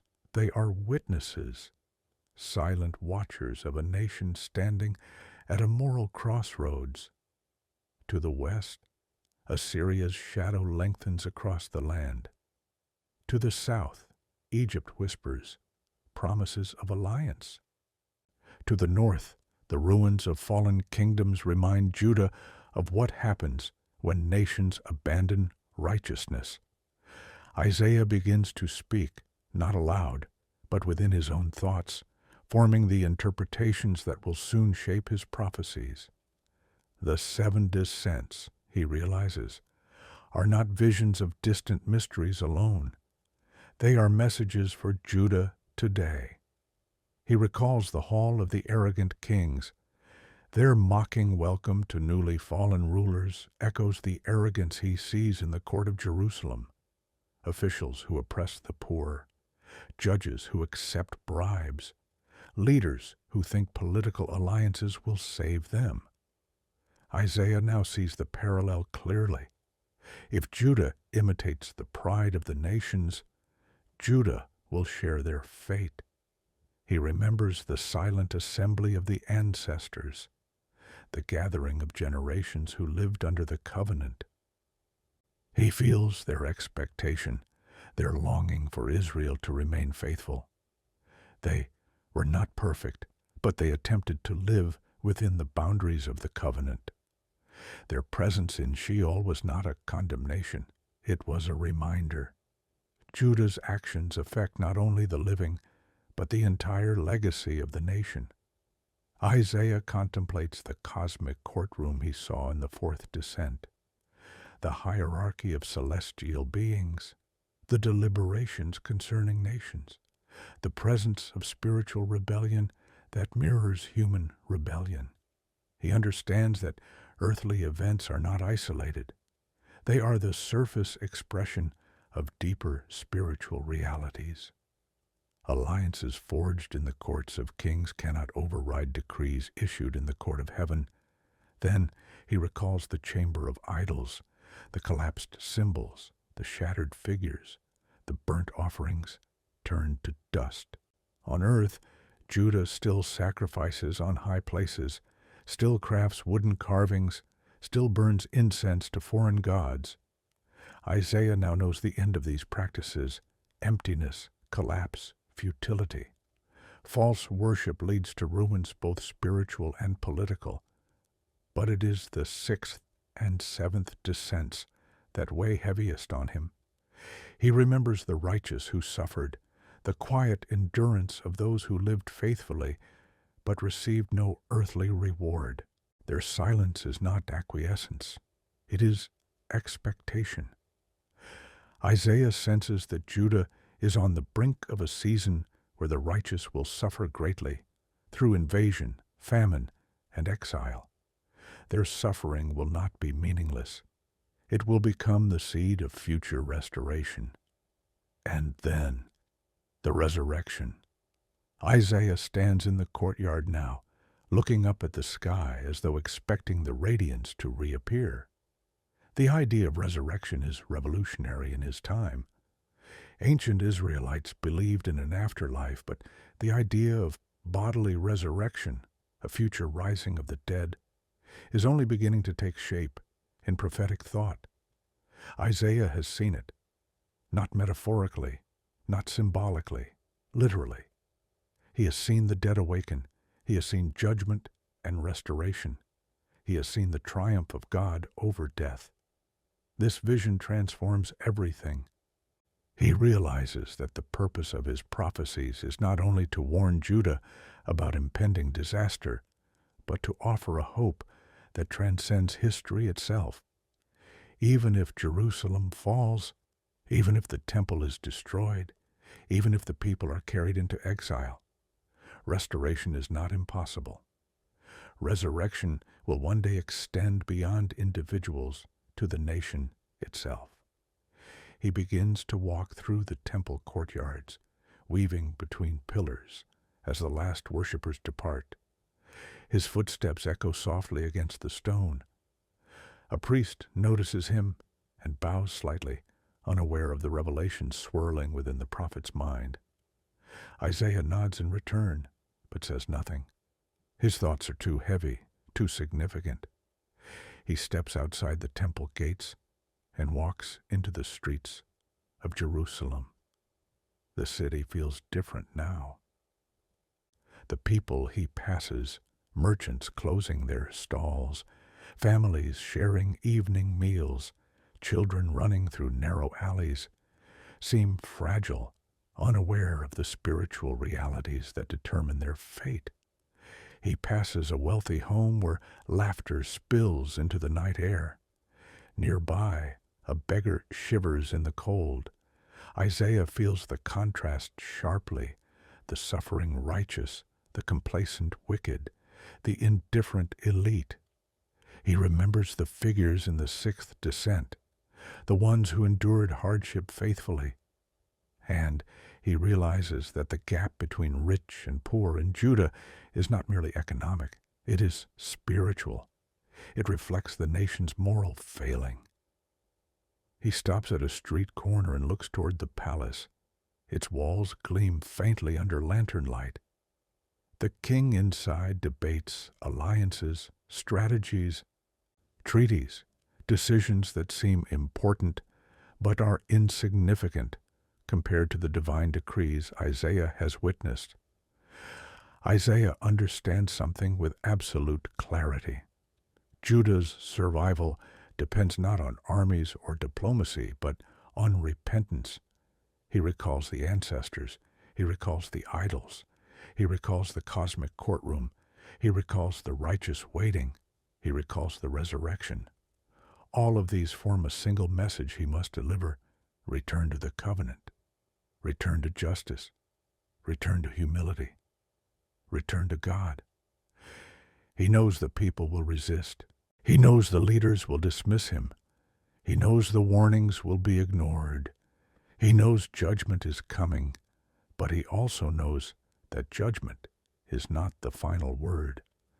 Isaiah walks toward the old city wall. Its stones glow amber in the lantern light. From the top, he can see the valleys stretching outward, Hinnom to the south, Kidron to the east. These valleys have witnessed centuries of history, worship, war, celebration, and sorrow. He closes his eyes. The resurrection vision returns to him. Millions rising, the herald calling, the radiance descending. It is the most hopeful revelation he has ever seen. It is the promise that suffering will end, that injustice will be corrected, that death itself will be overturned. Isaiah realizes that this hope is the anchor that will sustain future generations. The exile will come. Jerusalem will fall. The people will be scattered, but they will return. They will rebuild. They will rise. And one day, far beyond Isaiah's lifetime, death will be undone. The prophet opens his eyes and turns toward his home. His steps are steady. His heart is burdened, yet hopeful. He knows that the last two parts of his mission, the personal struggle and the final vision, still lie ahead. Tonight, he prepares for them. Tomorrow, he will speak. The sky above Jerusalem is a deep indigo, the faintest traces of morning light still hidden beyond the eastern ridge of the Mount of Olives. The city is quiet, too quiet. Not the peaceful quiet of a village resting, but the uneasy quiet of a nation standing on the brink. Even the birds seem late to rise. The air carries a chill that feels symbolic, a foretaste of what is coming. The prophet stands at the threshold of his home, looking out over the narrow streets. Every stone seems heavy with history. Every rooftop holds memories. And yet Isaiah feels distant from the city he has lived in all his life. His visions have changed him. The 7 descents have carved new paths through his understanding of reality. He has seen the underworld, the ancestors, the cosmic court, the collapse of idols, the suffering of the righteous, and the resurrection of the dead. He has seen more than any prophet before him, and now he must carry these revelations into a world that does not want them. He steps into the street. The sky begins to pale. A few early risers emerge from their homes. Women carrying water jars, potters heading toward their workshops, guards switching shifts at the city gates. They greet Isaiah respectfully, but their faces reveal a quiet wariness. The prophet is both revered and feared. He speaks truths people do not want to hear. He predicts judgments no one wants to believe. His words slice through false comfort like a blade. Isaiah walks toward the upper district where the king's palace rises above the city. Its stone walls catch the first faint shimmer of morning. Soldiers stand at the entrance, their armor glinting. Normally their presence reassures the people, but Isaiah knows better. Armies cannot protect Judah from the consequences of moral collapse. Shields and spears cannot stop what he has seen in the cosmic court. Alliances cannot override divine decrees. A scribe exits the palace carrying a sealed document. Rumor spreads quickly. The king is considering another alliance, perhaps with Egypt this time, perhaps with other nations willing to oppose Assyria. Isaiah feels a deep sorrow. His visions have shown him the futility of such strategies. Nations rise and fall under God's sovereignty, not under human treaties. He turns away from the palace and heads toward the lower city, where the poor live, crowded streets, small homes, smoke rising from clay ovens. Children chase each other between market stalls. Women knead dough with hands roughened by years of labor. Elderly men sit by doorways, leaning on walking sticks worn smooth by time. Isaiah feels the weight of their suffering. He recalls the chamber of the righteous, the silent figures who endured injustice, poverty, and oppression.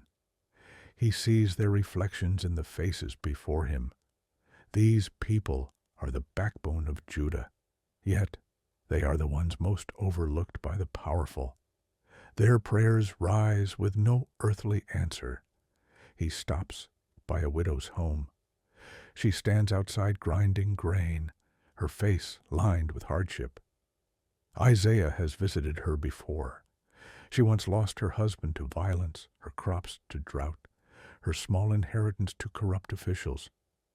Yet her faith remained steady. Isaiah sees in her the strength he witnessed in the realm of the righteous. She is one of the silent ones whose endurance will be rewarded in the future resurrection. She looks at Isaiah with a mixture of respect and fear.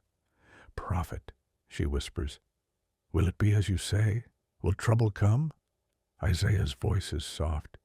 "Yes." She nods slowly as though she has expected this answer for years. There is no panic in her eyes, only acceptance, faith, hope. Isaiah realizes that the poor of Judah may be more prepared for judgment than the wealthy. Their lives have taught them humility and endurance. The proud will break. The humble will remain. Leaving the widow, Isaiah makes his way toward the valley outside the city walls. The first rays of sunlight spill over the horizon. The city awakens. Roosters crow, pots clang, merchants begin arranging their goods. Isaiah walks through the gate of the potsherd, where broken clay vessels are cast out. The ground is littered with fragments, shards of pottery, remnants of jars that once held oil, water, grain, or incense. These fragments remind him of the shattered idols he saw in the fifth descent, human creations, once cherished, now broken and discarded. The prophet kneels and picks up a small fragment of clay. He turns it in his hand, feeling its rough edges. The piece is simple, humble, unremarkable. Yet it symbolizes everything he must teach Judah. Human efforts without righteousness crumble. Human strength without justice shatters. Human pride without humility collapses. A voice interrupts his thoughts. Isaiah! He turns to see a group of young men, scribes in training, wearing simple robes. They bow. One of them speaks again. "Will you teach us today?" Isaiah hesitates. He is weary. The visions have drained him. The burden he carries feels immense. Yet he sees the sincerity in their eyes. They want truth. They want understanding. They want meaning in a world collapsing around them. He nods. "Walk with me." They follow him through the valley.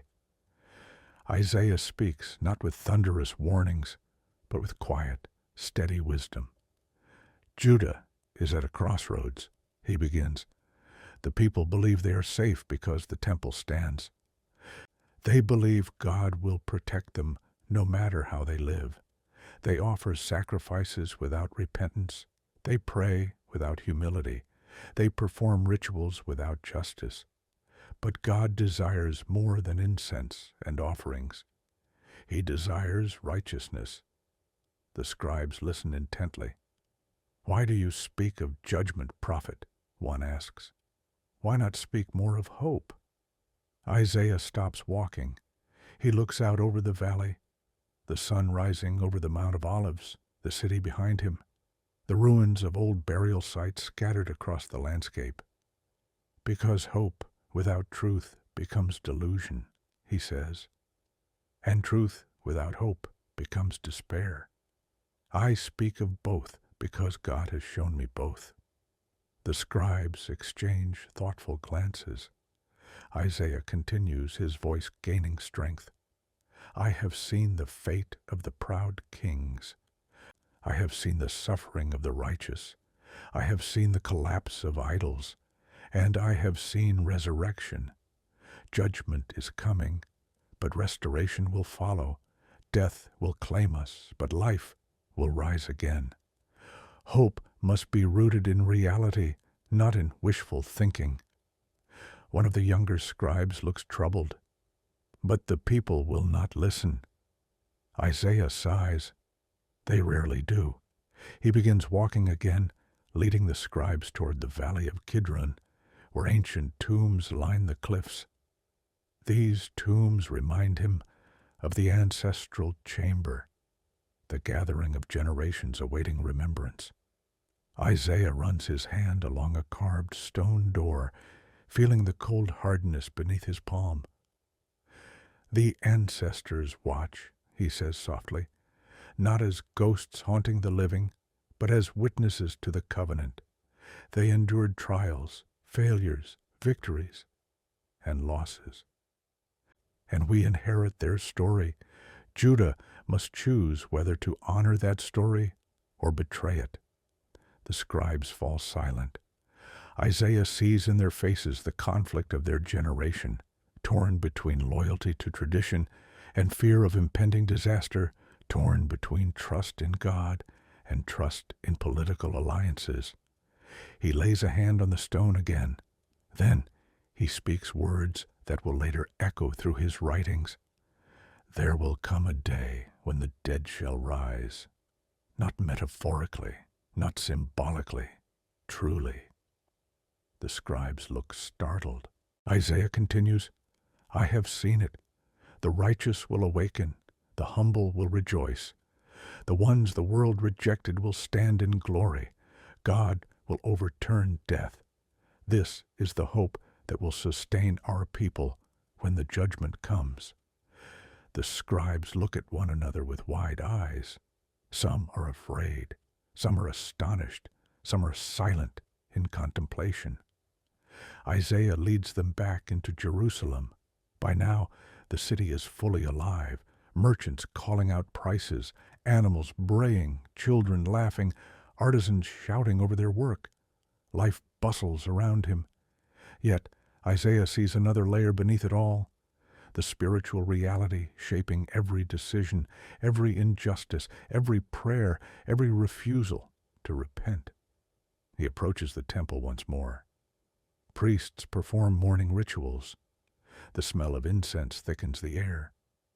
Worshippers bow and chant.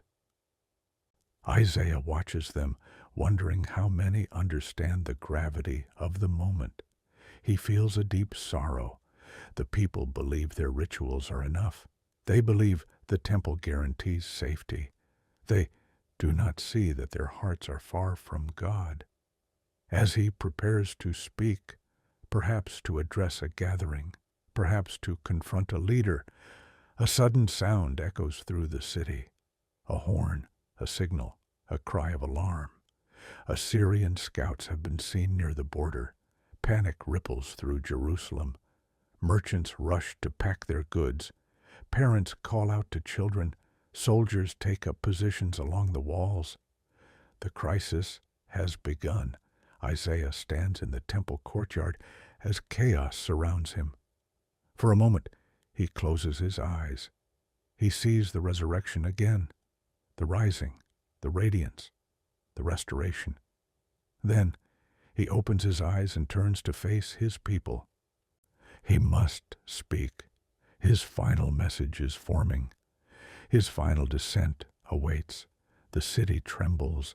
Jerusalem, the city of David, the city of kings, the city of prophets, now stands on the edge of a precipice. Rumors race through the streets faster than chariots. Travelers arriving at the northern gate report seeing dust clouds rising in the distance, the unmistakable sign of Assyrian armies marching. Whispers multiply. Tiglath-Pileser, Shalmaneser, Sennacherib, names spoken with dread, names associated with entire nations wiped out, cities razed, people scattered. Isaiah feels the fear pressing down like a physical weight. The people look to their leaders for reassurance. The leaders look to Egypt for alliance. The priests look to the temple for protection. But Isaiah looks to the visions he has been shown. He knows that the crisis unfolding above ground is not disconnected from the realms he witnessed below.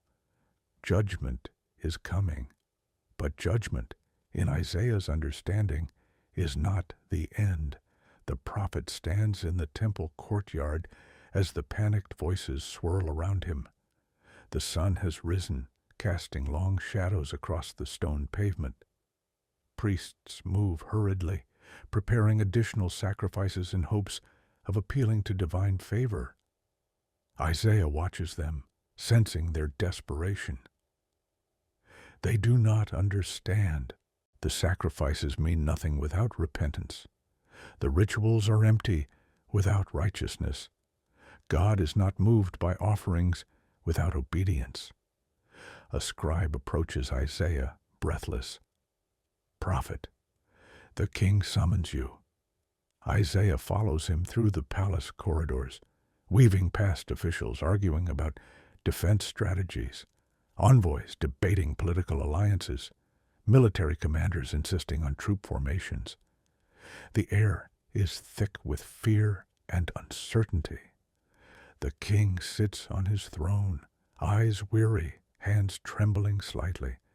When Isaiah enters, the king leans forward. "Tell me, prophet," he says, voice strained, "will the Lord deliver us? Will Jerusalem stand?" The room falls silent. Advisors stare at Isaiah. Some glare with bitterness, remembering his past warnings.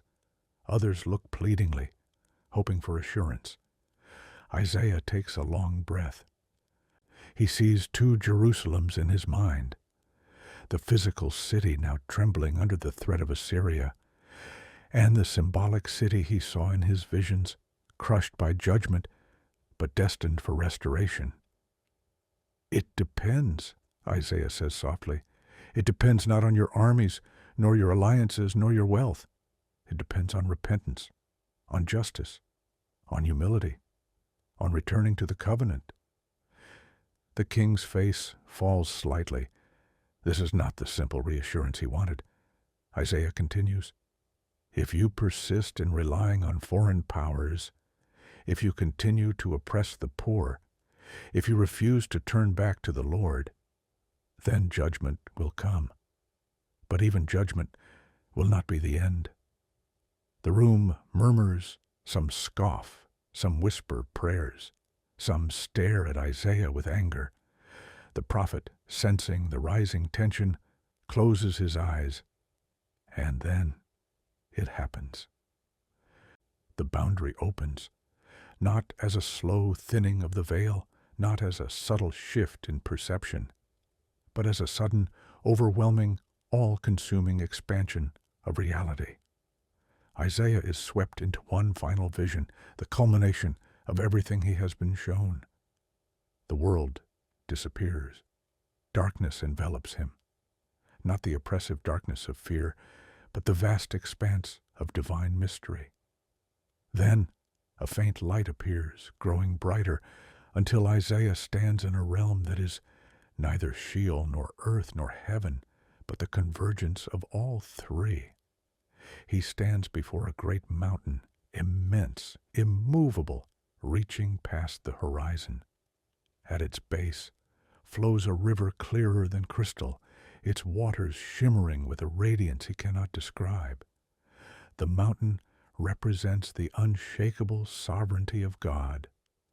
The river represents the life that flows from him. Around the mountain gather multitudes, the righteous of all generations, the ancestors he saw before, the ones who suffered unjustly, the ones who endured in faith. Their silhouettes glow with the soft light of hope fulfilled. Then Isaiah sees something astonishing. The mountain opens. A fissure spreads across its base like a door being unsealed. From within the mountain emerges a light so brilliant that Isaiah falls to his knees. This light is not symbolic. It is real as anything he has ever known. It is the presence of God breaking into creation with purpose, justice, and restoration. A voice emerges from the radiance, not in the form of speech, but as a declaration embedded in the fabric of existence. Behold, I make all things new. Isaiah trembles. He feels the words in his bones. The mountain shakes, the river rises, the multitudes lift their hands. And then the ground beneath Isaiah shifts, revealing two paths. One path leads downward into a valley filled with shadow, the valley of judgment. Here, Isaiah sees the arrogant kings, the oppressors, the wicked, the ones who embraced idols and injustice. They stand exposed, unable to hide from the truth of their deeds. Judgment falls upon them not as vengeance, but as justice, the necessary unveiling of everything hidden. The other path leads upward toward the summit of the mountain. There the righteous gather, ascending with joy. Their faces shine with the light of resurrection. Isaiah sees families reunited, tears wiped away, wounds healed, hope restored. He recognizes some of them from the chamber of suffering. Their silence has been lifted. Their endurance has been rewarded. Then Isaiah sees the impossible becoming reality. The two paths converge. Judgment and restoration are not separate destinies. They are part of a single divine act that culminates in the transformation of creation. Death itself, the realm Isaiah has visited 7 times, begins to collapse. Its foundations shake, its chambers tremble, the walls of Sheol crack like pottery. Isaiah hears a sound like 1,000 stone gates breaking at once. The silent assembly dissolves. The thrones of the kings crumble. The idols shatter beyond repair. The ancestral gathering rises. The righteous are lifted. The wicked face truth. The entire underworld is overturned. Light floods the realm of death, filling every corner, every shadow, every silent expectation. The boundaries that once separated the living and the dead, the righteous and the wicked, the heavenly and the earthly, dissolve in the presence of divine glory. Isaiah realizes what he is witnessing: the final judgment, the renewal of creation, the end of death, the resurrection of all. A wind begins to blow, strong, fierce, unstoppable. It sweeps through the valley, through the mountain, through Isaiah's spirit. It is the breath of God, the breath that gave life to Adam, the breath that will one day give life to all who sleep in the dust. Isaiah feels the wind pull him upward. The vision begins to recede. The radiance fades. The world of Jerusalem returns. He stands again in the palace, surrounded by advisors and guards. The king looks at him in shock, sensing that something monumental has occurred. Isaiah speaks, his voice steady. Do not trust in Egypt. Do not trust in idols. Do not trust in the strength of men. Trust in the Holy One. For judgment will come, but after judgment, restoration. The king says nothing. The room is silent. Isaiah turns and walks out of the palace.